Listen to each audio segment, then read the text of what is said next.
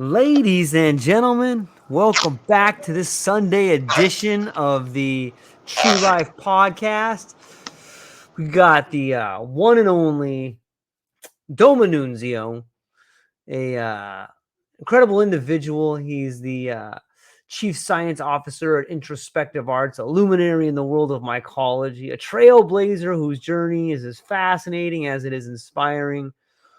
He's got a lot of stuff going on, from the Cultivar Cup to a new book out to a Magic Mycology game, and we're gonna get into it all, man. I'm super stoked you're here. Doma, how's it going, man? George, it's so nice to see you, man. I missed you. Yeah, man, it's been a while, man. It's been a little while. We've both been busy, but Yep, I'm following you. I think you're following me. You turned guaranteed. me on to a couple of great projects. Very, very grateful for those. So thank you. What Yeah, man. about them? Yeah, what so you had a book come out, man. I think you're part of that Rattle the Wake series, man. International bestseller, right? Rattled Awake. Yeah, it was a great experience. I really enjoyed going on there. The editor, publisher, Lonnie Ray. Shout God out. bless you. She's great. She's amazing. Her energy and just the enthusiasm that she brought to the team. It's like a weekend workshop. So writers basically get together. You know the deal. But for other people, you get together on the weekend, and Lonnie helps us bang out a story in like 2 or 3 days. Helps us edit it, and yeah, we got it out for Thanksgiving. It was Black Friday release, and I think that helped it do really well. And it was great. It was a great experience for me to kind of process all those emotions again, kind of Yeah. relive my story. And I kind of put a little twist on it by also making it a letter to my daughter. So, it was maybe there were some things that I left out that maybe I would like to do another chapter. We might do another one in the future. So we'll see. Possibly even talking about doing a whole book. So we'll see. Yeah, man. I could totally see that. I would read that book. It's so interesting to see how things kind of work out, man. In some ways it's kind of like a psychedelic trip in itself, man. Like you're not quite sure where it's going to end up, man. You just got to hold on sometimes. Just got to enjoy the journey and Yeah. learn as you go. Yeah, man. Absolutely. Speaking of learning in the journey, man. What's up with the recent cultivar, man? Had some Cultivar Cup. yeah. What's going on? What was Cultivar going Cup is going good. I think since the last time I talked to you, we had only done a couple. right? Now I think we had done 4 or 5, summer and winter time. But I test every month. It's basically just a way for the guys to get together and have fun. Yeah. It's really all about the data and the research and the experiments and the tests that we're doing. But it makes it fun. Makes it so the guys can win prizes. We had like 20 great sponsors, which you will want to thank you very much. Yeah. And it helps, put money in the pot. So people actually won cash. They won prizes from the sponsors from their stock of whatever they sold or services they provided. And it was really, really great. I think the people had a lot of fun, and they got a lot of great prizes in cash. And even the main winner, I think, got a trip to Jamaica. Man, that's Sweet. amazing. And, Yeah. we had like the same kind of turnout as the one prior. But it's really just about us getting together and having fun, and because we do it every single month, like I said, and by now we have like hundreds and hundreds of samples in my ELN. I'm sorry that I'm kind of working a little bit in the background. You're Today is minor. Super Bowl Sunday, isn't it? Yeah. Yep. Happy Super Bowl Sunday. I don't know much about football, but I'll probably check out the game later. And I'm just in here working on new projects for the team to send out to the team. We all kind of study the genetics, and we all have our own slightly different ways we grow things. We talk about it on the Discord server. We help each other out, and then hopefully they send it in, and then we test it so we could track the whole thing from spore to testing. And we were speaking about the book and the testing, so this reminds me of another data collection that we're doing is this fungi tech trip reports. It's Ooh. like experience reports. So it's an app that we made. So we have 2 apps, one where you could submit samples and another one where you could submit your trip report. It asks you about 40 questions. It's completely anonymous. It doesn't log IP addresses. It's encrypted on our end. If you want, you could leave your email address, excuse me, and that'll enable me to send you like notifications and updates and stuff like that. But it's just like a short questionnaire, 40 questions, maybe not that short, but it's a lot of, it's detail. It gets into detail about your experience, the different medications that you're on, stuff like that. And then there's a section where you can write a 1,500 word story. Wow. So my idea, after now doing this thing with Lonnie, and I read your story, by the way, very good. I was thinking, you know, how great would it be, yeah, to like make reports quarterly. We're going to come out with reports every year and like show graphics with nice tables and graphs and stuff like that with all the data. Hopefully be able to link some of that up with the testing data also, so we could start to correlate the data from the test to the actual experience that was felt. And submit this trip report so we can make all these cool reports. But I'm thinking we're also going to be collecting all these really great, cool stories. Yeah. Maybe we can make a future Rattle Awake book about it one day, or another book. You know, we can make multiple publications. I could see people tapping into this data for years to come, not just our group, but other groups. Speaking of which, the groups are really starting to work together and collaborate now, starting to be a little bit more open and sharing with some of their projects and data that they have going on. But granted, not too many people do the kind of testing that I do, right. But I think even more important, why we should work together and kind of share our processes. There's one new company we're working with, some of the labs and myself, the Psychedelic Standards Organization, just like kind of doing, it's totally free, just kind of doing like interlab comparisons and sharing our data and seeing the differences and stuff like that, which gives us a lot of clues and stuff on how to update our methods and stuff like that. And they've come a long way. Even just this past month, I made 5 new methods. We calibrated, got like 30 points on the calibration table.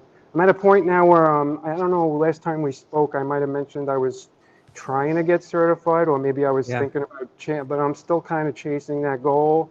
And so part of that is like money and passing proficiency tests and just getting everything up to like spec, up to code, so that then I could apply and, you know, then we'll get certified. So hopefully this year, hopefully I pray. I would be very thankful if that went through this year. You know, it's going to take a lot, but if it did, then we can really expand into some further testing down the road. So going like a year or two down the road, we could be doing stuff with gas chromatography, so we could look at more like toxins and pesticides and terpenes and stuff like that. But yeah, we're working with a bunch of different people in the community, different labs and cultivators, extractors, people trying to set up like controlled studies. So sending in random samples is great. The Cultivar Cup is great. Everybody sends in a sample. We see which one is highest, also cleanest. We test for a basic toxicity test that we can do is yeast and mold analysis. So we do that for the cup. This like throws a little twist in there. So not only does it have to be highest, but cleanest with the least surface contaminations, but in the future we'll be able to do even more. So I'm really looking forward to some of that stuff. So like I said, the Cultivar Cup is fun. We send in one sample, but to set up controlled studies, I think is even more valuable, because then you have something to compare it to, basically. Yeah, it's I think there's a lot on the horizon there. You know, I'm curious. I was speaking to a gentleman the other day, and we were talking about cannabis and outdoor growth versus indoor growth. And I know psilocybin and mushrooms are a little bit different, but have you noticed like a problem with heavy metals in mushrooms that are grown outdoors? No, and I haven't really been able to test for that, because I don't have that kind of gear and stuff like that. But I can say I have. No, I can't say that I've eaten many outdoor mushrooms. As far as like foraging, you just find one in the wild and take it home and eat it. That's actually, I don't think I've ever I don't know. I have either. But I have grown outside my own stuff. So it's still outside and in the woods, but it's in a controlled area where I dug it out, and put chicken wire and all that kind of stuff. And I could tell you, although I didn't have the testing gear at the time to really be able to see what alkaloids were in it, as far as the experience and the feeling, like the indoor ones are always really clean. Like I developed a relationship with the fungi over the course of the whole thing, and I'm there, I'm watching it, I know every nutrient. I'm looking to see if the hyphae hair is standing up, if it's too cold, if it's too hot. Do you feel good today, baby? You know, you okay? But when it's in the wild, it's kind of out there and it's just in the elements and it has to deal with all the rain and all of the leaves and wildlife and that stuff. And then you go back a while later and you just harvest it and bring it home. And I could tell you that I always bring those home and clean them. I always wash them off because they often have dirt and bugs and crap on it. But I could tell you, eating those, there's definitely a different feel. Like it had like a forest kind of spiritual kind of feel, like it had like another entity in it somehow. Whereas the indoor one was mostly like just me and me, like me about me. It was like a relationship with me. But outside it was like, I felt all the animals and I felt the trees and I felt the wind blowing through the leaves. And, you know, I don't know if that's something with the psyche, just knowing that it was from outdoor, but in the future we'll be able to do more tests, controlled studies like I'm saying, instead of just random testing, and be able to notice some of those trends. Haven't noticed many so far with outdoor. Yeah, you know what? I think it's fascinating too, and I want to check out the piece you have with the trip report included in there. I think that there's going to be some incredible information that comes out of that once you start cataloging particular, you know, species and then particular strains and then particular trip reports. I think you're Right. going to find a lot of interesting correlations in there. Yes, and it's completely free and anonymous. Is it okay if I throw out the link? Yeah, man, Yeah, please. so you could go to, I mean, it's at so many places. You could go to magicmyco.org and look for it's called the Fungi Tech Experience Report app. You could also just go to fungi.tech. You could go to the magicmyco.com site. It's on the ELN, which is, everybody should know what the Magic Myco ELN is. That's our electronic lab notebook. Don't think I had that last time we talked. Yeah, I don't think so. I might have been just setting it up because that was part of the procedure of wanting to get certified. This is like one of the things. You have to have a lab management system, which is the ELN is part of. So I opted to share mine, like make it open source. We also have a private area because some people want to do private testing. Maybe they're doing a lot of tests and they don't want to show them all. They just want to do a study or something like that, and they just want to see what it is before they release the data. So I can make a private area. The ELN, it comes with a folder. You get your QR code that you can put on your products. I include the ChemStation reports, which tells a story of how the technician did the analysis. And then I make you a COA, either a one-page one or a longer one. Yeah, so we have a private and a public section. So everybody should know what the ELN is, because not only the monthly reports, but also all the experiments we're doing. I'm working with a couple companies here. I know I'm talking a lot of tech stuff, but some people That's all really dig good. Yeah. this stuff. I'm working with a couple of tech companies. One's called IO Rodeo. Shout out to them. Another one is called the Neo-Spectra device. I think it's the Valenzuela company in Spain has this company called the Neo-Spectra. Now those devices are spectrophotometers. One is a color meter that works in the visible spectrum, and the other is a near-infrared spectroscopy device. And my HPLC and all my gear here is all UV, ultraviolet. So we can really look at like the entire spectrum. Like, you know, humans can only see like a small part of the visible spectrum, just like sound, right? Like there's sounds below and above, there's light waves below and above what we can actually see. So like astronomers use special cameras like X-ray cameras or ultralight cameras or infrared cameras to pick up the little faint things in space that we can't see with our eyes at all. We would never be able to see it. Like when they're looking at the black hole or the center of the galaxy and stuff like that, there's so much dust that we would never be able to see something like that. The only reason why we have pictures is because of X-rays and because of the equipment that is sensitive enough to pick up in these areas that we can't see. So that was a long story to tell you that we have these couple other devices here now that I can calibrate based on my HPLC test. So every test that I do, I'm also running it on the IO Rodeo. I'm also running it on the NeoSpectra, and we're making models for these devices. And some of them are already on the ELN. You could download calibration files for the IO Rodeo, which is a $200 pocket spectrometer. You buy some Silo Q tests by Miraculous, and then instead of eyeballing it, you put it in the machine, and it gives you a real analytical result based on all of our HPLC analysis. And similarly with the other device, the NeoSpectra, we're doing that now. It's a beta model, but as soon as I send this one back and we have the next meeting, we're going to have the official first model. It's like, I don't know, I don't really know how much it costs. It's a few grand for the device, but it's a non-destructive process, and they already have models for cannabis. So the ones that we're doing are for magic mushrooms. And basically, I have the device right here, actually. Yeah, check it out. You take the device, and you calibrate it. It comes with a little calibration tile, and then it comes with these like small miniature petri dishes. You just put your material into the small little petri dish, put it on top of this device here, and it basically just shoots a laser at it, a near infrared laser. It takes a couple minutes, it scans, it runs. You use an app on your phone, and then it comes back with all the data. Like for cannabis, it even, not only does it read all the cannabinoids, but it also reads terpenes, which is something that you can't do just on HPLC. You need two different machines to do that. You need gas and liquid. So this takes that out. You only need one machine. Is it as good as HPLC? No. As a matter of fact, you need HPLC in order to be able to even calibrate the thing. But based on us doing that, we're going to have these devices that you can have in your lab. You could test as many samples as you want.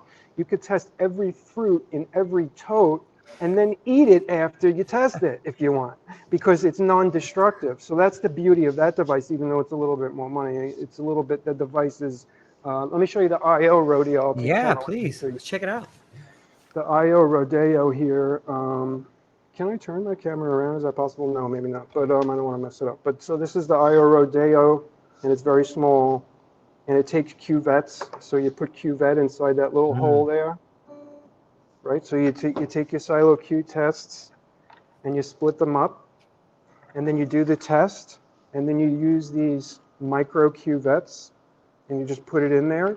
But that's a destructive process. It uses solvents. You got to use one for your blank. So you get to split it into three, but you got to use one for your blank. So you really only get two. But still, that's another cheap way, because the tests are like $15 and the device is $200.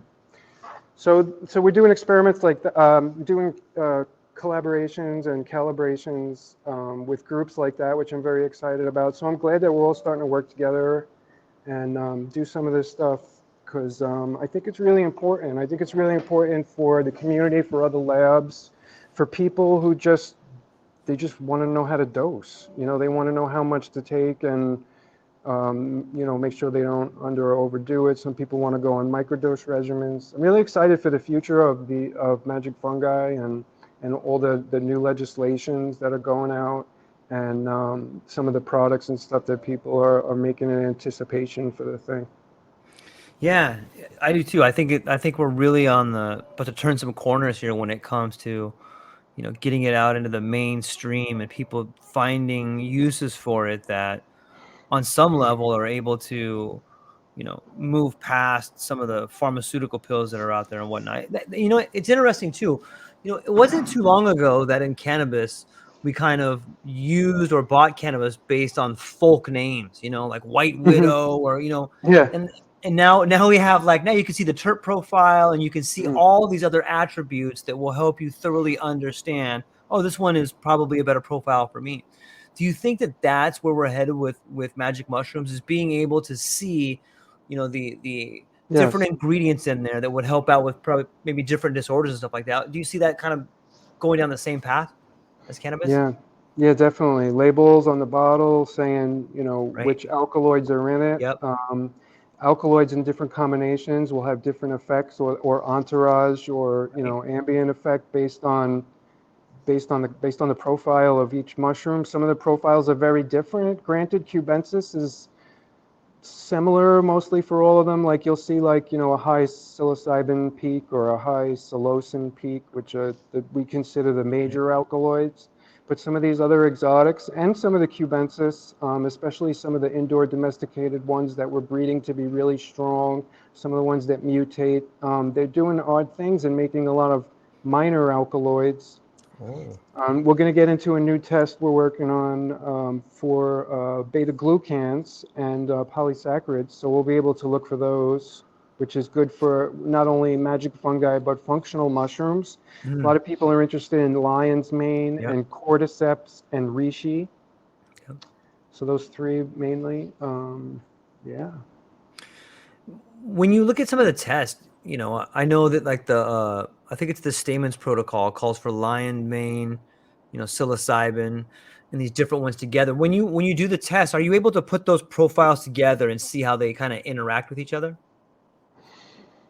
I mean, we could see that, we could measure potency and the Right. alkaloids to see the amounts in each Right. one, right? Like, so, and I even have a method for lion's mane, which almost nobody has because there's no standards available for it. Mm. And we were able to work with Hamilton mushroom extracts with their quality controlled extract that they get made in China. And so based on lab reports from China and his blends, we were able to use as a quality control sample, so at least we could get an idea. And I believe like the lion's mane had erinacines or herinosones at around 2%. The cordyceps one was at around 1% cordycepin. We have cordyceps standards, so we didn't need that one. But for lion's mane, we don't have a 99% pure standard available to us. And the ones that I got quoted were like thousands and thousands and thousands and thousands of dollars. So forget that. So quality control sample, we have this product here that's made consistently with 2% of this and that, and it says it on the label. We could at least make a method based off that and compare other samples against it, and it still works okay. So that's kind of cool. So yes, we could look at the amounts, and we could look at the experiences based off the reports. If some people wanted to fill out these reports, they don't necessarily have to have a test or anything like that. They could just, even if they had some other mushroom, nobody ever heard of, they could go in from 10 years ago or something, some trip that they had, and they want to write about it. Go in there and write about it. Maybe it'll help somebody just listening to your story or things that you went through, including bad trips and stuff like that. Yeah. I hope that people really put into it, truthfully. We're going to make some really great reports off that. I'm excited. Yeah, I can't wait to read them. I think it's a crucial part of understanding. It would be like Rattled Awake, because all Yeah. these people have come to it with some kind of, like, they're looking for something and they find a mushroom, or they're trying to heal themselves, or they're looking for something, or they're trying to figure something out. And we all kind of come to this space and we all have a story. We all have an amazing story. Yep. Yeah, it's true. And I think that there would be a lot of through lines, a lot of similarities in people's stories moving through that. It's like a tapestry. You have one thread and then another thread, and then Quilt, all of a yeah. sudden you got this beautiful piece, man. I think Yeah. that's a huge part of it. That's You know, great. I love thinking about it like that, like the hive. It's like the hive mind. It's like yeah. we're connected too in like so many ways. Like, even sometimes I got to get off the phone because I'm on the social media too much, and I still feel connected to you guys. It's like we're working all day. We're working our asses off to push this moving forward. Yeah. Go ahead. I cut you off. Go ahead. No, it's all good. I'm just thinking the same thing. I'm excited to talk to you. We haven't talked in so long. I know, man. There's a lot of stuff going on. I heard California too is potentially going to move the way of legalization and stuff like that, maybe this year. And every state that starts to get on the bandwagon, it's almost like the mycelium growing. You know what I mean? When you start looking at all these states, like the fruit's starting to pop up over here, trying to pop up over here. Psychedelic Bill Track. I think it's psychedelicbilltracker.com. Go to that. Go to that website, especially people who are like me, who are doing this stuff like me, cultivators, testers. Yep. Go to psychedelic.com, psychedelicbilltracker.com, and there's a map of the United States. Click on your state, read about what kind of legislation and bills is involved in your state, which ones have gone on, which ones have failed, what are the current ones, what are the old ones. Find out the assembly people or the whoever is in charge of that bill and write them a letter. Write them a letter. You know, it could just be as simple as, I believe in this stuff, pass it. It could be like, I want to help. What can I do? I even have a letter I could show people as a template if they wanted to, but I'm in this profession, so I made it like I'm doing this stuff professionally. I believe this stuff should be legalized. New York needs it, so I could do the testing and everything. And I wrote all my assembly people. That was a while back, like the last time I talked to you, and I never heard back. And I went on there recently to find out that that bill was wiped out, and now they got a new bill. So you got to write them again and write for Yeah. the new bill. And put the new bill numbers on there and keep doing it, and they see how many people are really into this, and they'll see that it really matters. Yeah, and it does matter, right? I was speaking with Moksha Journeys, who's over there in Oregon and Colorado, and they just had one of their first cohorts come through for addiction recovery using psilocybin as the method to as the agent of change in there. And within their first week, they had the people's addiction profile go from 10 to 1. You know, some of these people had been alcoholics for like a long time, and it's amazing to think that, you know, with this new era and this new potential for therapy, there's a real possibility that we start seeing addiction in a whole nother way, man. Start treating it in a whole nother way. Man, I wish this stuff was around 20 years ago. They were doing this. I'm still having a hard time. I might have mentioned last time that I was like trying to get off Suboxone. Mm, And me and you text. yeah, We haven't totally been silent. We text each other here right. and there. We've both been busy, but we're friends and we keep up a Yeah, little bit. And I tell you what's going on with me and stuff. And I had a really hard time. Like I was trying to get off it, and I got all the way down, and I couldn't get off. I was trying different things. I was trying kratom. I was trying yeah, microdosing, and I'm still taking like a milligram or two a day. But it's way better than where I was. I think last time we talked, I was at 8 milligrams. yeah, The year before that, I was at 16. I keep going up and down and up and down. But now I'm just at like around 1 or 2. I'm pretty good like that. Actually, this week is one of my microdose weeks. When I microdose, I like to do it for 1 week on and then for 1 week off, and I'll do that for a month or two, and then I just totally take a break. But right now, I'm on one of my on weeks, and I'm coming to I think I'm on the 6th day now, so I'm almost feeling done. But when I started around Sunday or Monday, I went running, yeah, and I was still vaping. So I quit smoking cigarettes, but I'm still vaping the nicotine, right? So I went running, and I felt great while I was running. I ran about 4 miles, and I walked about another four, maybe, over the course of the whole trip there. And it felt great. But when I got back, and the next day, I was hurting bad, man. My lungs, I couldn't breathe. My ribs were hurting. My back was hurting. My legs were sore. So I said, this is it. I have to quit this vaping because it's going to kill me. And so I was microdosing. This was like the mm, first days I was microdosing. And usually when I first start microdosing, I'm very sensitive because I haven't done it in a while. yeah, So I take a quarter of a gram, and that's a perfect microdose. But then as the days progress, I find myself taking more and more and more and more. Like now I'm up to 3 grams per day. That's my mm. microdose, right? And I have total confidence. Like I could go Right. online and go on Yeah. camera with you, and Right. I'm okay. I'm all Right. right. But before, I'd be vaping like crazy. I'd be a nervous wreck. I'd have anxiety. I wouldn't want to do this. My stomach would feel funny.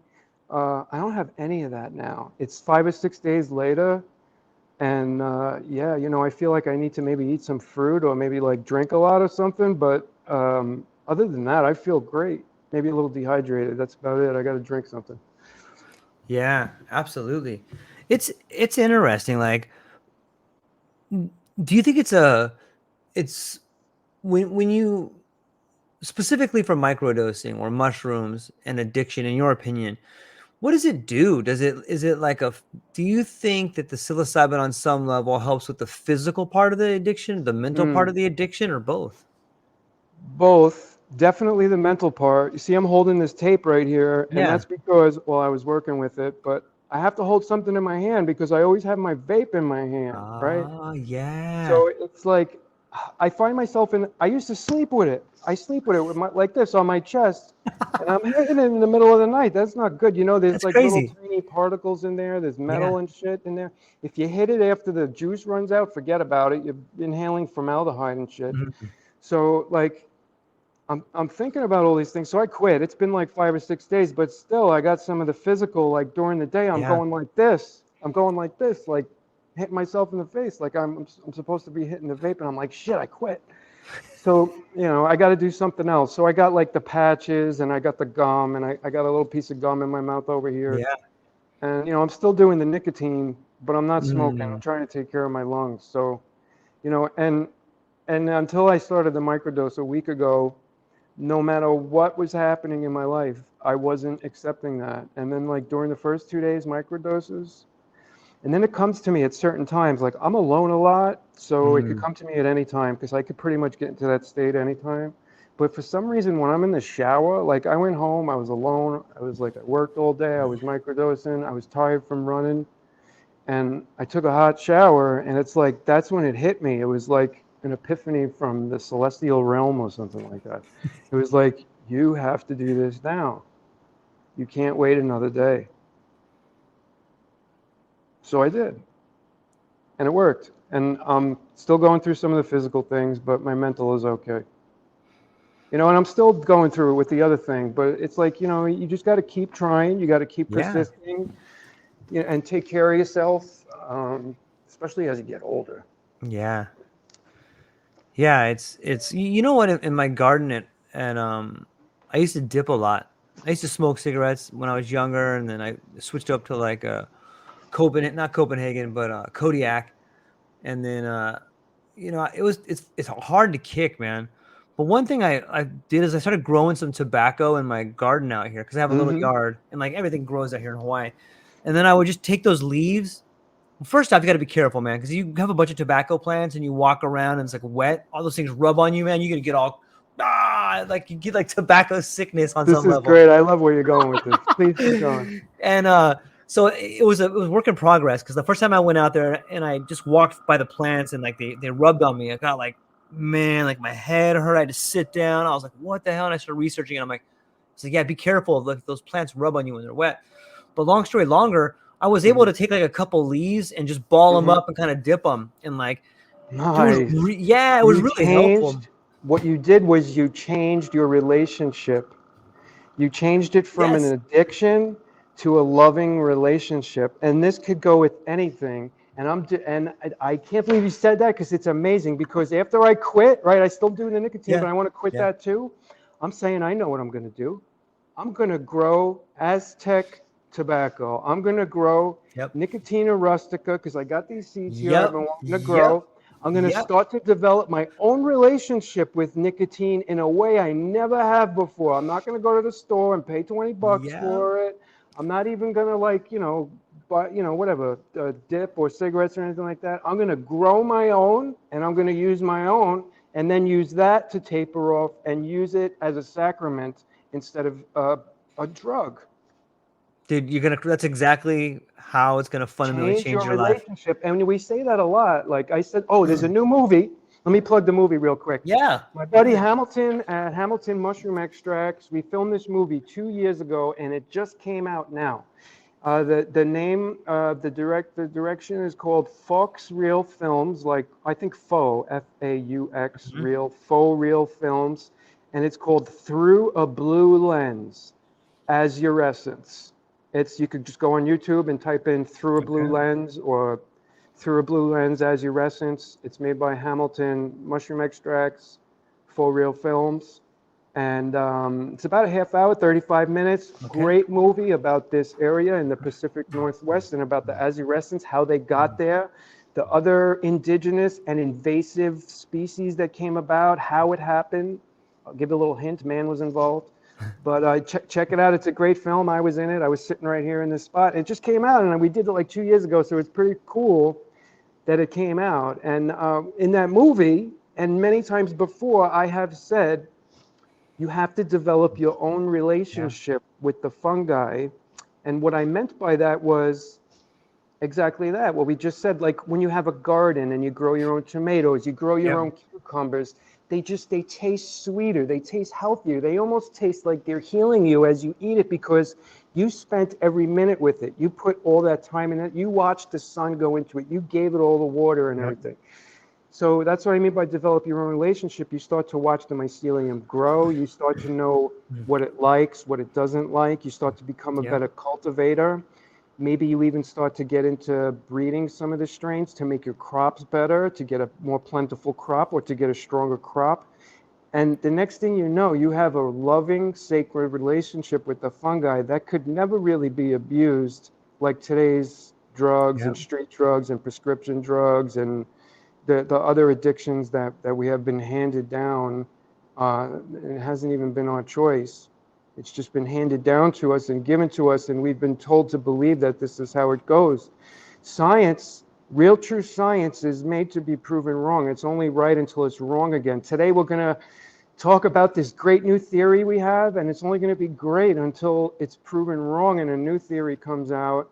I mean, not to say that any of our work is bad or anything like that. I'm just Right. saying that the science, to do good science, you have to be willing to put it out there, get critiqued, take some criticism, see what maybe you did wrong, fix it, come back better, and it all of life could be that way. You could think of all life that way about dealing with your traumas, dealing with fear is a big one because just Yeah. having, we could talk about like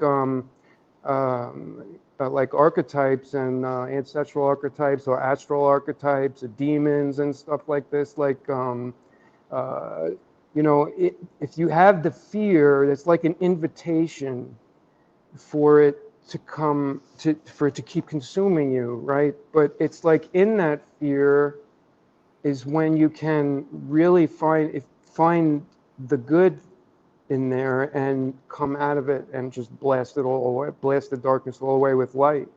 So learning how to deal with that fear and not be afraid and take it and turn it around and make it something beautiful, that's, you're going to learn all that when you develop a relationship with nature and mycelium and cannabis and any entheogen that has healing potential. Not only healing potential, they used it for their clothes, for their building materials. I'm not talking about hemp. I mean, right? They used it Yeah. for their clothes and rope. Yep. People who grow your own, when you harvest and you're taking the stalks down, like sometimes you're pulling it and like a big rope comes off and you're like, shit, I can make a rope out of this shit. you know? Yeah. Like you really can. It's crazy. Like nature provides. Yeah. It's interesting too. I was thinking about this idea the other day that, you know, I, and I don't know how you would test for this, or it's just a theory that, like, be it psilocybin or cannabis, whatever you grow in your community probably helps you better because it's grown in the soil and we're part of the soil. We're part of the earth and we're part of our community. So I have this idea that whatever you grow in your immediate community is going to help you cure the ailments of what's going on in your community. Because you're connected the same way the mycelium branches out and absorbs everything, the nutrients, the love, the hate, all the energy from the ground. Mhm. That particular fruit or plant is is set up to specifically help individuals in that community. I'm not saying that something from another community couldn't help somebody Right. else, but it seems that like a particular fruit grown in a particular garden is customized for that individual in that particular area, man. What do you think about that? Absolutely. I think that's right on the head. And I mean, not taking anything away from like Right? modern medicine or Right. other people, growers and stuff like that, like you said, or like even modern medicine. There's things in Right. modern medicine that if you were to show some ancient person, they would say that's straight up magic. That's a Yep. miracle. Yep. That the stuff that we know, it's a miracle, some of it. And some of it is life-saving when you really need it. But we could, we need, that's like when we need it, we go there and get that. Like when Right. we really need it, like when we're like so traumatized that we're like almost dying and stuff. But like if we just kind of more regularly in our everyday lives kind of had this relationship and made our own Right. medicines, maybe you would never even need those other life-saving things, because you would never get to that point in the first place. I mean, naturally, that's not going to cover 100% of every Right. ailment out there. There's definitely uses and place for modern medicine, but they got to loosen up the restrictions and let us do our own, especially when it comes to natural plants and stuff. Yep. You know, it's not like we're asking to like you know, all mix up, have a lab in our basement and mix up chemicals and make drugs.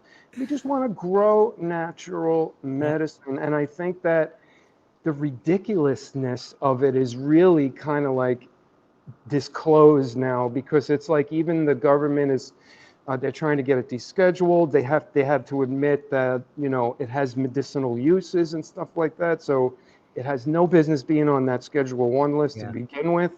You know, the decrim, the deschedule, that's all great, but I mean the rescheduling, that would be great.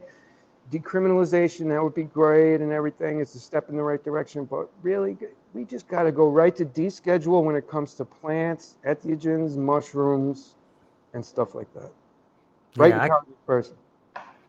Yeah. I couldn't agree more. And the more, like you said, the more people go and become part of this movement, the faster it happens, because you know everybody uh, everybody I know knows somebody who's had the power of plant medicine help them, or they know someone that has. And you know, once you've seen the changes in people and they've done it through natural ways, through natural medicine, you know, it's a no-brainer, man. I just don't see how things can continue to progress down this road of small-mindedness. Like, this is a plant that helps people. How could this possibly be It's all about scheduled? money, big Yeah. pharma, Yep. politics, Yep. power. That's what it's all about at this point. And Yeah. everybody knows it. That's why it's so ridiculous. That's why you see all this ridiculousness on the TV, because people are fed up. Yeah. Yeah, I agree. It's interesting to see it, you know, and it's interesting to look back to, like, I remember, you know, reading and listening to some of the lectures from some of the thought leaders in the 60s, you know, and they were talking about some of the same things that are happening now. And isn't it weird that on some level, the same way a plant goes through a fruiting cycle, you know, or, you know, there seems to be, you know, seasons for harvesting and growth, and so too in the human condition. You know, it seems that we go through these same sort of phases where we start doing these things, right? Hmm. Yeah, absolutely. I mean, I think that our differences are so minute, and we make such a big deal about every little thing. I mean, if we had just had like some big asteroid just show up outside the friggin' belt, and it was like an imminent that it's going to hit us any day, or if like some aliens came here or something like that, everybody in the world would band together and just make one flag and just say, "Shit, we're Earthlings," you know, Yeah, right. from Earth, and we're all mixed. You know, most of us have had 23andMe's by now, and Yeah. we all have like so many different genetics as it is anyway. I mean, look, I mean, I'm the perfect example. You know, I have Palestinian, I have Israeli, I have Italian. I mean, I have so many different countries in me. I'm like a Yeah. mutt, you Yeah. know. And meanwhile, my whole family acts like they're 100% Italian, and they don't even speak Italian. It makes no sense. And with Christopher Columbus and all this stuff, I mean, look at all this history that everything we were taught as kids was wrong. It's like, I didn't know, Yeah. Yeah. even then I was like, what the hell am I doing here? You know, I was in some pretty good schools, and then I was put in public school, and it was, some of this stuff was interesting, and a lot of it I just thought was just totally ridiculous. Dude, And I that left. I dropped out. I dropped out of school when I was 16. I got my GED before my other friends even graduated, and then I went to all kinds of trade schools and yeah. colleges that I wanted to go to, that had information I wanted to learn. It's tough, man. It's tough. You know, you got better chances today just teaching yourself. Yeah, man. It's interesting to see the Otherwise, you have student loans to the day you die. man, and you can never default on those. You know, get 100 grand and you never default. It's so Kid goes crazy. to It's such a school to scheme. learn something, and then like he doesn't do it anymore or something, and now he can never get a credit card for the rest of his life or anything like that. Yeah, it's terrible. Yeah, And they wonder why people are on welfare, and you know. yeah. I think that on some level, for many of us, psychedelics have been a way that have helped us learn. I mean, so for me, I remember, being in high school and doing like my first dose of magic mushrooms, going like this laser show. But more than the Pink Floyd laser show or more than the I went to mushrooms, that laser show. dude, it was a Dark Side of the Moon. It was so It was epic. great. We're talking about the 90s. Yeah, I and went to Hayden Planetarium and I saw it. yeah, we had one at Balboa Park, had a planetarium. I remember just being like, dude, so amazing. But more than that, there was this feeling of knowing. That was like the first time the world made sense to me. And it was just like a passing glance, man. I remember thinking like, oh, this shit's all connected. For the first time in my life, I felt as if it was the first time information was revealed to me. You know what I mean by that? Like sometimes on a psychedelic trip, like you get these flashes of insight. It's not that you learned it. It's that like it's revealed to you. On some moment you get to peel back the veil and be like, oh, trip out how that thing grows like that. That's how I grow, and you start seeing these connections that you would never see. But And you know, even I, after it wears off, you could be thinking, yes. later down the line, the integration. Sometimes people don't get anything until Yeah. later on. Yeah. They have a horrible, sometimes frightening experience only to find out later that they needed to go through that, to Yep. go through some kind of certain thought processes. And now that the whole thing's all over, they're able to put it in this kind of order in their mind, and now it makes sense and they could kind of move on. Yeah. Or they make a decision where it's just like, oh, okay, oh, now I get it. Okay, I can't do that no more, or I got to move on, or whatever.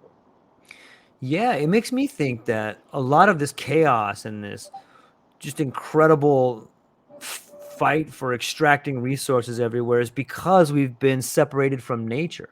It's if you look at the DSM or so many of these diseases that manifest themselves in our kids today, like bulimia or these incredible sort of mental illness that seems to be sweeping through the world. It's because we've been separated from nature. And then you start building a relationship with plants, be it the nicotine, be it psychedelics or cannabis, and Mm. all of a sudden you begin to get this divine wisdom, like, oh yeah, you know what, it makes sense. This is my problem with my relationship. And it's not a coincidence. It's not a coincidence that when you start building a relationship with nature, your relationships in other parts of your life get better, man. Those things are just not disconnected. They have to be together, I think. Yeah, and they kind of hit on this topic in the movie, in the Azarescence movie, because it kind of shows like cause and effect of Yeah. what people do, and we don't really think of the big picture, Right. and what could happen from our the consequences from our actions. Yeah, it's all connected. I had an incident in my kid's school the other day. Like, they had a they had a teacher that was just doing some inappropriate things, and then another kid brought in pepper spray like a month later. And it's like those things are connected. We don't realize how one action that somebody does in a community can radically affect the rest of the community 6 months later. It's like it's such a connection between actions. And the same thing too, if you go out and you do something nice for somebody, you have no idea what the ramifications of that can be later in life. Like that kind of ripples out, you know what I mean? Like you do something great for somebody, then that person goes out and does something nice, and that person goes out and does something nice. It's contagious, man. It is. It's contagious. It's mind-blowing to me. But Also, so too can the bad moods and stuff be yeah, of contagious course. too. So I've had that happen to me, and like this week I feel great. I'm in a really good mood. I'm Yeah. happy. I feel like I want to talk to people and be nice and stuff like that. But there's been days where I mope. Yeah. I grimace. I walk around all day like dragging my head like, oh, I got to do so much shit today and I don't Yeah. feel good, especially when you don't feel good. If your health, Yep. even slightly, even if Yep. like, it could be something you don't even know about. It could be something deep down, an emotion that you have suppressed or Yep. some kind of even illness that you have deep down. Sometimes animals are good at sensing those kind of things when Yep. you're around dogs and cats and stuff. But anyway, yeah, so you got to take a good look at yourself. This medicine has a way of kind of revealing those things to Yeah. you, like in a way only like a shaman can do. So it's like you be your own shaman. I'm one of those who think that, you shouldn't have to go to like a special place and pay thousands of dollars to have this experience. You should be able to do it at home as an adult, just like people buy beer or cigarettes or pot and go home and enjoy it like a responsible adult. Granted, do your research, have respect for the medicine. You might want to think about your diet for a couple days Yeah. leading up to it, because the stuff sitting in your gut is going to talk to you while you're on it. So that's important, and there's been many times where I wasn't fully prepared, and I just, I'm saying this is my week. I'm just going to go for it and see what Yeah. happens. This week, I didn't feel good. I'm like, I really need to change something. So I'm going to try a microdose this week. I haven't done it in a little while. And look, it's working out. So Yeah. Yeah, I agree. Something about something about not giving away your authority. I think a no lot of us fear. do that. Gotta have Yeah. no fear too. Like, and then when you make a decision, don't have fear about it. Just, you already made the decision. Go with it with authority and just go straight for it, and you'll be good. Yeah, in some ways I think you're describing faith. In some ways I think you're describing believing in yourself, and there's been an epidemic of that.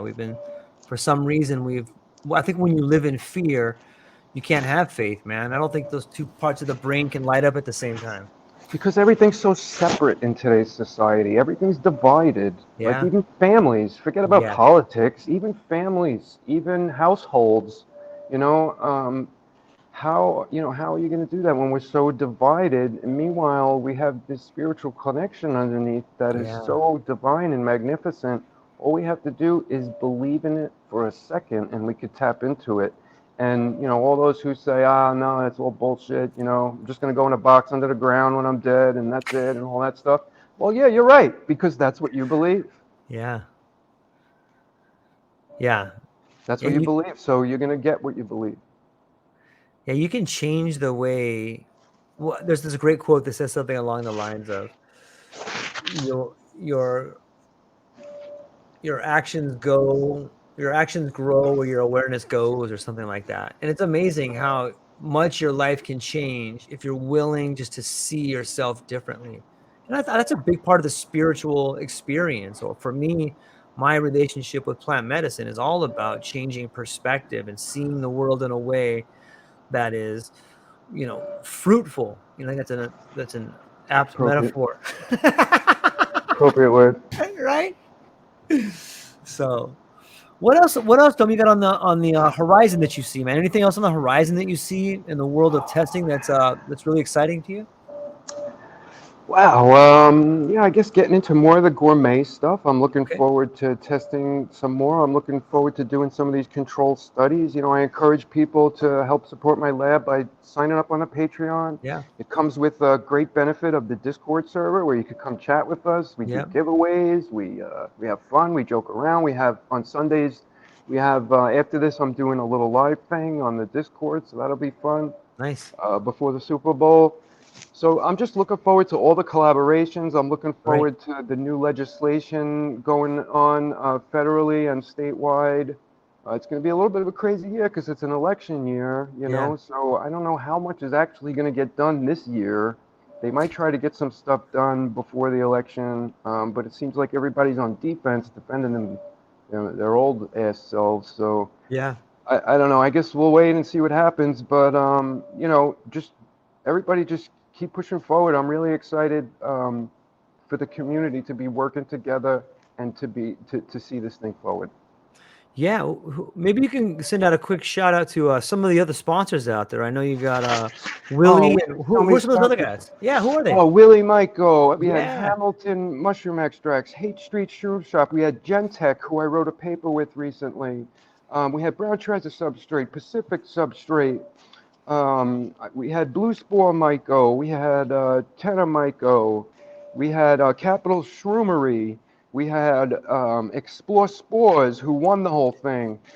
Um, excellent guy, excellent vendor, excellent friend. I mean, people don't even know the history. All the strains that are out there are pretty much from this guy. So shout out to Birdman. And there was many other great sponsors, True Life Podcast. The winners and the sponsors, you can hit up George and see if he wants Yeah. to do an interview with you. That was part of our Yeah, thing. man. You know, go on here, tell them, you know, what you do, get people excited about what you do. That's what we're all about, is promoting each other Yep. and helping each other. You know, nobody is like all selfish in my group. Everybody is trying to help everybody else and trying to advance it forward. We're always coming up with new ideas and stuff like that. Yeah, there was a few more sponsors I probably forgot, but What's else? I love Okay. them all. Yeah, they can go on. Everybody listening to this can go on to Magic Myco and see a whole list of sponsors out there and learn how to participate and donate to the lab and become part of the conversation and become part of the movement, man, and just get Fill to out a be part trip of the team. report, even just Yeah. you know, contribute in some way. Yeah. Shout out to If you Mark believe Davis over here too. if you There. believe in this medicine or plant adhesions, please contribute in some way. Yeah. Hi from Yep. Toronto. What's up? What's up, Yep. Toronto? What's up, Michael Mom? What's up, psilocybin tribesmen? Even I don't know if they're around anymore, but Yep. Well, shoots, man. Before I let you go, though, Doma, where can people find you? What do you got coming up? And I guess we've already talked quite a bit about what you're excited about, but where can people find you? What do you got coming up? oh, another dude. I'm gonna give a couple Yeah, tips before we please, go. dude. I'm not really in Yeah. a big rush. I don't know how much time you Okay. got, but Yeah, I'm good too. I thought you might have had so something uh, coming up. so this isn't my game, but another company called Stealthy Spores Okay. just came out with a card game. It's a mycology card game. It's Oh launching on yeah. September 23rd, and it's based off like Magic the Gathering, right? Okay. So young people will be into this, and it has hero cards of all us mycologists that are out there leading the way. It has villain cards like contaminations and stuff like that. Oh, let me show you. I got to show you. Yeah. And Let me we check it had out. I already started putting all my cards into like these like little holders. So here's my card here, and Yeah. it tells you a bit about me and my business. Then they even made cards with our strains, like American Mystic and TidalWave, and even with Yeah. descriptions of it. Gordotech is in there, Boomer Shermer's in there, Philly Golden Teacher is in there, and this is just the first edition. So just like baseball cards, this is Yeah. 2024. He couldn't get in touch with everybody. I was like, hey, where's Willie? Where's these other guys? Yeah. And he's like, hey, they didn't get back to me. So if this goes well, you guys into this, you know, you guys could get on it for next year and be part of it too. But I think it's really great, not because I'm not, you know, things like this I would think is kind of like egotistical or pretentious, to be honest with you. Right, but I'm not think this isn't my project, and I don't think of it this way. This is for the community. This is for the people who love mycology. Yeah. They love collecting things, right? It's not, you know, I'm not like, I was like, at least make my picture like realistic, you know. I didn't want to look like some Superman or something. But oh, is the Gordotech one is really cool. It really looks like him, like when he's Oh out in the yeah. sun. That's You know, amazing. AI is great. They're doing great things with AI out there. I think it's all great. Here's the Rattled Awake book. I wrote one Yeah. chapter, and it's a free download. You could get a free Kindle, and if it's not free anymore, you could even get the free sample, which you could read my whole first chapter. Yeah. And it's a letter to my daughter, but it basically tells my story up to this point. I would have liked to maybe write a whole book, but we talked about some ideas we'd like to do, so maybe we will. We'll see. Lonnie is a great gal. If anybody wants to hook up with her to write your own story, you can hook up with Lonnie Ray Publishing. Yeah. So yeah, that was, I wanted to mention the Stealthy Spore. So that comes out on January 23rd. You could use code DOMA and you could save 10% on the cards. We'll be writing some new books, trip reports and stuff like that. Yeah, anybody else how about anybody else writing questions out there? No? What when maybe you could talk a little bit about some of the strains you got coming out of your lab, man. Like what's going on? What's up? What's the American Mystic? What's that all about? That was an older strain, Okay. but All right. one of our newer strains is MIB is the big one right now. Okay. MIB, I call it Men in Black because it's totally alien. It's That's so funny. it's totally something different. You've never seen a mushroom like this before. It's like a pan-cyan mixed with I'll tell you the three strains that I Okay. used to cross it. We used British Virgin Islands, We used PHV and another one called Neck D. Three different strains fused together the way that I do. I took like 6 months to do it. Took some extra time. Every time I take a little bit of extra time like that to do a strain, it always comes out really stable and solid on the first run. Our first generation F2 spore print is what I actually consider my hybrid. We did have a bunch of F1 clones that went out also, so you might get some more variation there, but it's one of the strongest bangers out there. So MIB, Men in Black, and I'm also bringing a whole bunch of new ones out of old storage, so reviving old ones. So we're up to like generation 8 on TidalWave because it's been like 7 years. So I got an old original version out of the fridge, my last ones, and they germinated. My spores germinated. So we got F2 tidal waves germinating. I have a whole bunch of other strains that I was just going through right here. Like we got the Trinity, the old Trinity. So we're doing a bunch of back crosses. The TidalWave 2 that won the first cup kind of weakened after some time, I think because of the mutation itself. It has inside it what's called ultra selfish genes, and basically they're selfish, and they basically mate with them. They're able to self-mate. They're asexual, so that's why like these strains sometimes they don't produce spores and they wind up going sterile is because of this. And when that happens, we have no choice but to just keep cloning. That's great for a little while, but after some time, most of the time it'll weaken, or it can revert, and you'll get like one or two mushrooms, like actual mushrooms, like the old mushroom that it was isolated from, pop out, and that's called a revert. Oftentimes those will have spores, and that's a sign that the genetics got so weak that it's trying to like reboot itself. So it's showing you some recessive genes. It allowed a nucleus to enter somewhere so that it can make spores, and in the spores is where the nucleus is actually fused and the new hybrids, the new strains are created. So it does that so that it could basically survive. So we're reviving a whole bunch of old strains by doing back crosses, and what we do is we basically just cross two of the same strain, but with an older version that had more vigorous genetics.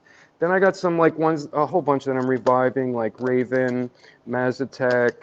We got some new ones, Dancing Dragons, and Aztec God I'm trying to bring back. I got the plate here. It hasn't germinated yet. It was an old plate. I gave one to a member, so we got members working on it too. Nice. WWK, which is Weaving Whale Kings, Golden Hawk. We got some new ones, some new name ones that you're going to hear, but they were actually old projects. And one is called Warhead, and another one is called Kanagawa. And they're all cubes. The MIB is the only one that was the exotic, and that happens to be the strongest out of them all. And it's very pleasing too, like not just strong, like, you know, kick your ass strong. It's like pleasant, and at least in my experience so far, when I consume my mushrooms, I don't like to eat the actual mushroom. I don't know, I'm old, my digestive tract takes a long time to break it down. It makes me feel slow and sluggish, like, and that's called body load, right? And when you feel like that, when you're tripping, it's kind of uncomfortable. And it's not that you're having a bad trip, it's just when you don't feel comfortable and, you know, you're kind of slugging around like that, it is more chances that your thoughts could go the wrong way because you don't feel good. Yeah. Right? So the better you feel before you start, then the better trip you're going to have. So what I like to do is I break it down. So like think of it as like pre-digesting, right? So if you mix your mushrooms with some water or do an extract or some lemon juice, which contains a little bit of acid, what that'll do is it'll dephosphorylate some of the psilocybin into psilocin, which will then be very easy for your body to absorb. You'll start tripping fast, and it'll leave fast. So it'll be a faster trip. When you just eat the mushrooms, sometimes I could be tripping for a long time. It's because it takes your body so long to metabolize and break down all the chitin and the lignin to get the medicine out. When you break it down beforehand, do a little extract, and then I do a little shooter. I've been eating some of my friends' candies who makes the water extracts and then makes candy out of them. They don't have long shelf life, but if you do it close to when you're going to consume it, it's very, very pleasing. And I like to do that with all my mushrooms. And the MIB just happens to come out of the tote with high psilocin content, which is something that I personally enjoy. It's not very good for shelf life stability, but as far as me eating the damn thing at that time, I like it with psilocin. Yeah. So, as we want it to stay as psilocybin only because we want it to stay shelf stable for a longer period of time. That's the only reason why we want it to stay as psilocybin. Yeah. I heard a theory a while back too, that I was talking to a guy, and we just got onto the topic of like, man, why does it come in waves? You know what I mean? When you take like large doses, it comes in waves. And his theory was that that's your body breaking it down. Like it gets into the liver, and then it breaks down a little bit, and then you get hit with a wave. And then it breaks down a little bit, then you get hit with a wave. But what's your thoughts Yeah, on that, man? Why is it waves? I would tend to agree with that. It's your body's Right. metabolism and the half-life of whatever compounds you took being broken down by your liver, your spleen, Yeah. your kidneys, and everything. Sometimes my kidneys hurt a little bit. I can Yeah. actually feel it going through there. But and when you take the shot or the extract or the Yeah. converted kind, it's a little bit more like linear, like not Yeah. as many waves. You still might get some waves as your Right. body, because it breaks it down further and further. Right. So your body still does a little work, but I think the less body load, the better your mind seems, the happier and more cheerful you seem to be. At least me, in my experience. Yeah. And you know what? And taking it back full circle, maybe that's what we'll begin to see when you start, correlating the trip reports with the different strains or the different sort of information that comes with it. Is you get to really see the thought process, because you'll be able to see at this point in time, especially people that have like when I read trip reports, I always like the T-1 or T-2, like they give like the exact time or what they thought was the time. And you can see where they're at in the trip, what they were thinking. And I think that once you have those particular stories coupled with the strains, then you'll be able to understand the thought process. I think there's real gold in there. Yeah, definitely. Many variables we'll be able to look at: the preparations, the Yep. thought processes, a lot of stuff. Check it out. Check it out, and you guys tell me what you think. There's a suggestion box on the bottom if you want to leave a comment. Say, hey, I think you should do this or that. Yeah, drop a comment. Yeah, everyone should go check it out. I mean, there's so much information down there, and you guys have such a great project for all your members, and how they can be on board and run similar tests and stuff like that. It's, And then if they want to send it in for the professional yeah, testing, I got it down to $50. It's yeah, reasonable. I got it it down to is. $50 for the members. It's reasonable. That includes me making a COA and all those folders. That takes me all Right. day. It's like that's why this stuff costs. It's because somebody's putting in a lot of time and also consumables, and it's a lot. It's a big deal. But the more streamlined we get in our processes, the better I get organized and can do things easier, automate some of my workflow and stuff like that. We got the notebook, the ELN notebook, which I have linked up to my Right. OneDrive, and my members have access to. So if they want to put anything in our research folder on the ELN, they just upload it to the OneDrive. So as we get more organized, it's getting more streamlined. We could bring the prices down a little bit, especially for the members. We give the Yeah. incentive, so we give 50% off for all the members. The test is usually $100. But you just sign up for the Discord, for the Patreon and the Discord. You get on there, you get involved, you start seeing all the links and the other members and stuff like that, and you'll get 50% off all the services. Yeah. Yeah. It's tremendous, man. And I only see it growing, especially the more people that get on board, the more states that get on board, the more legislators that get on board. I really think we got a bright future coming up. Mushrooms are this like untapped potential to universal consciousness and healing. And if we don't get on top of that and we don't take advantage of that, I think it's an injustice. I think it's an injustice to the earth. Our bodies are made just like we have an endocannabinoid system, right? This is what I like to tell old people when they tell me about cannabis and stuff. I'm like, you got an endocannabinoid system, and your dog has one too. Why do they have that? Why do they even have Yeah. that to interact with cannabis if we aren't really part of the same thing? And mushrooms are eukaryotes. We're eukaryotes. It's like we divided somewhere down the line, hundreds of millions of years ago, and branched off, and they went to fungi, and we became mammals eventually, and eventually Homo sapiens and stuff. But we share commonalities and also opposites that attract. Like, in other words, like, Yeah. they have like organs and they digest stuff, and they have compounds that interact with receptors in our brains, and the way the cannabis hits us. Like, if we didn't have this system and these receptors to be able to process the drug, it wouldn't even do anything to us. And like, Yeah. I seen some experiments with slugs. Mhm. I thought it was a poor, I don't want to mention the name, but I thought it was a poor experiment. It's cool. I think all experiments are great. Right. But they set up a box with slugs, and they put psilocybin mushrooms on one side, and they put like russulas or whatever, that dia mushroom or something, on the other side, and wanted to see which one it went for. So you could guess that it mostly ate the regular mushroom, and it mostly stayed away from the psilocybin. But it did go near it. They all went near it. They all went through it. They all kind of tasted it, but then went away from it and ate that other mushroom, and then just kept more going back to the regular mushroom and not the psilocybin mushroom. I don't think that really proves anything. That just proves they didn't want to trip that day, if you ask me. Because I've grown outside, like I mentioned, and the slugs, the ants, the little caterpillars, the deer, they all come and tried to take it. I had to put chicken wire. Sometimes my bags were so infested with those little crawly slug-like things that roll up in a ball. Yeah.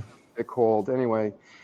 They're all attracted to it. Just because they didn't eat it, they probably just wanted to have regular food and not get all bent, because chances are that even a damn slug or a snail has an endocannabinoid system. Don't quote me on that because I'm not sure. But I know dogs and cats and most mammals do. And I'm sure other animals do too. And I'm sure that the psilocybin is not only a deterrent. The mushroom does not make psilocybin to deter critters. That's the most ridiculous thing I ever heard. Yeah. There might I be agree. there might be some critters that they're like, ooh, I don't want to go near that. And that's because they don't want to trip their balls off. I know some people like that. They know the difference. Don't give me that. Yeah. Yeah. It gets back earlier in the conversation, we were talking about most of the things that we've been taught in school are wrong.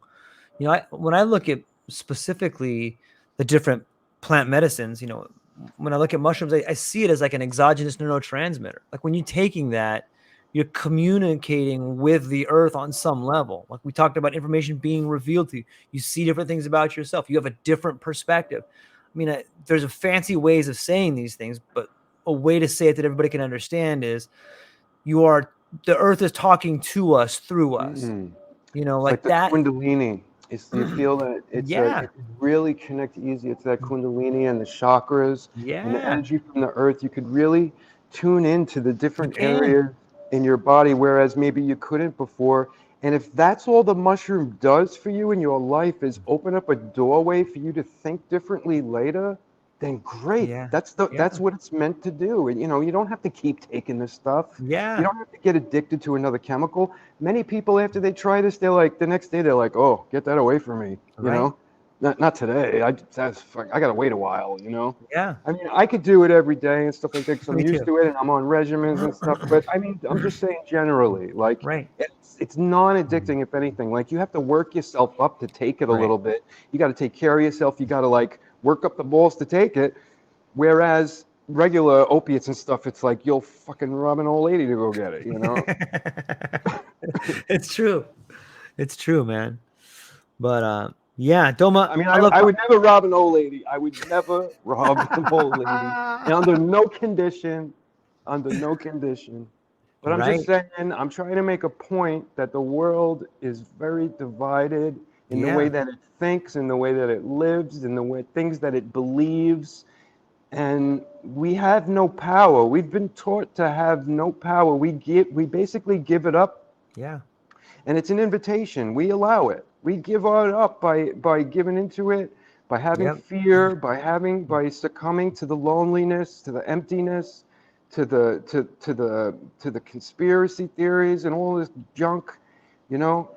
you just have to kind of push through all that.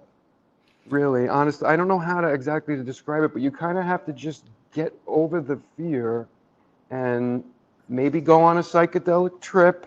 Maybe for some people it's going to church. For some people it's they could do it on their own. They just got to change their diet and meditate every day. It might take a little longer, Yeah. but just start thinking different. Don't think that your way of thinking, that's called a paradigm.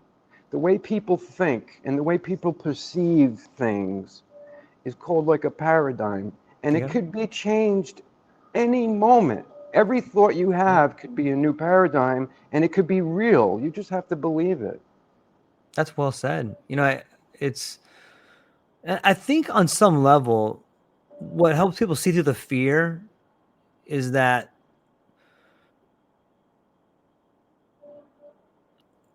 much like a cold is contagious, fear is contagious, but so is wellness. Like if you can just see the pattern of fear, it doesn't take much to see the pattern of wellness because they fit on top of each other. And if you look around and you're like Yeah. people, if you watch TV or you listen to the news, like all you see is this constant stream of bullshit being flung at you. Like there's just a fire hose of bullshit every Hmm. day coming through media at you.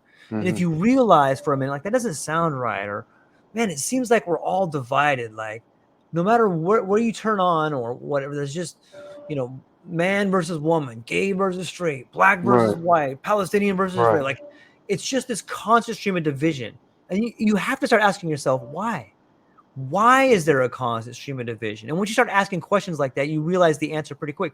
Oh, something wants us divided. And as soon as you realize that, it kind of flips the switch and you're like, oh, it's a bunch of bullshit. Like we're so much more similar than we are different. And what you focus on is what you feel. And when you focus on the division, you become divided. But when you focus on the circle of wholeness, when you focus on getting better, that's where you go, man. And like you said, it spreads. So like you It is, believe yeah. that, regardless what it is, Yep. whether it's good or bad, you pass Right. it on to another person, Yep. and hopefully, if it is good, you pass that on to the next person, and then Yeah. that goes to the next person, and then once more than just you believe it, and other Yep. people see that that guy believed it, and look what it did for him, and then they Yeah. start believing it and telling Yep. other people. That's when the real magic Yes. happens. Yes. Yeah, it's almost like the same way the mycelium grows. Like each one of us is a connection, and we're passing off the nutrients to the next one. Like the same way a relay race passes off a baton to somebody else. Like you pass off a baton of intelligent thoughts and love to someone else, then they take it and run with it, and hand it to somebody else. It's how we move forward, I think, man. I think that's beautiful. Yeah, I think our conversation is beautiful, man. The hive mind. It's like the hive mind. We're all one. We got such insignificant differences. Like I was saying Yeah, before, if that asteroid came or those aliens came, yeah, those differences or whatever it is that's holding you back in your life would seem so insignificant. yep, Meanwhile, it was like the whole weight was on you. Like if it's something, all it would take is something like that, and everyone in the world would just instantly get along, I think. So I kind of hope it happens. Not an asteroid. Maybe the aliens will come and they'll be really nice and hope, it'll be like, hey, get along, and we'll all get along. yeah, yeah. I got great hopes for the future. I know it seems like we may be in a bit of a turmoil right now, but it's always Or dark before the light. we could turn the asteroid into a spaceship and they could take it to Mars and all move there and leave us here to study the fungi in peace. Yeah, now we're talking, man. That's epic, man. It's epic. Doma, I love the conversation, man. We can't Yeah, me too. I'd do this anytime, and we shouldn't wait okay. too long next time. That's what I was just gonna say, I man. talk Let's to you wait too any long. Sunday, man. If you got nobody to talk to, just call me up. Okay. Sounds good, man. And so is the promo code for the True Life podcast, all our listeners today, is that still on? True Life Podcast, you could save on any of my vending stuff, Yeah. and if you do True Life Podcast for the tests, you get 50% off. So you don't even have to sign up for my thing, just for being on George Monte's thing, because he's one of your sponsors. And this goes for all the other sponsors. You could share your Patreon code or whatever special code I gave you with your members too. You could extend your benefit to your members let's get a whole bunch of people Yeah. collaborating and testing and filling out trip reports and Yep. sharing the data and doing it in a friendly way. And it's like I said, it's totally anonymous. It's totally safe. So come on over and hang out. I love you, George. I love I love everybody you too, out buddy. there. All right. Sounds good. Ladies and Blessings. gentlemen, go down to the show notes, check out Doma, use True Life Podcast promo code, and that's all we got for today, ladies and gentlemen. Have a beautiful day. Much love. All right.